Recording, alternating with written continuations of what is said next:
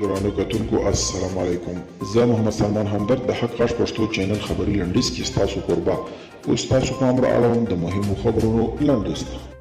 حسن روحاني وایي ایران د سوریې د رژیم ملاتړ ته ادامه ورکوي. د ایران ولسمشر وایي د سوریې د رژیم ملاتړ ته ادامه ورکوي تر څو دغه هیواد په خپلې کورنۍ جګړې کې وروستۍ بریا ته ورسیږي.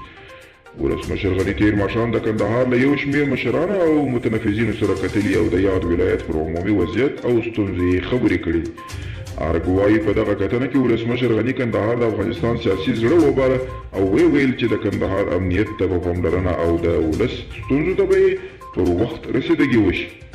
د پاکستان د سوداګرۍ وزارت چارواکو له افغان چارواکو او سوداګریو سره په یوه ګډه غونډه کې ژمنه کړې چې ژر تر ژره به په تورخم کې د سکین ماشینونه ولګوي او ترڅنګ به یې د سوداګرو د پراختیايي او د پیاوړتیا لپاره نور ګامونه هم واخلي. ترکیې ته د اروپایي اتحادیې تر ګواښ وروسته فرانسې دغه هیواد ته تازه خبرداری ورکړې. د سولې په چارو کې د دولت وزیر منصور نادري د ترکیې، اندونیزیا او اسلامي همکاریو سازمان له استازو سره د افغان سولې په تړاو کتلي. د اسلامي همکاریو سازمان استازو بوتسالي د افغان سولې په برخه مرستې کولو ته تیاري څرګنده کړې.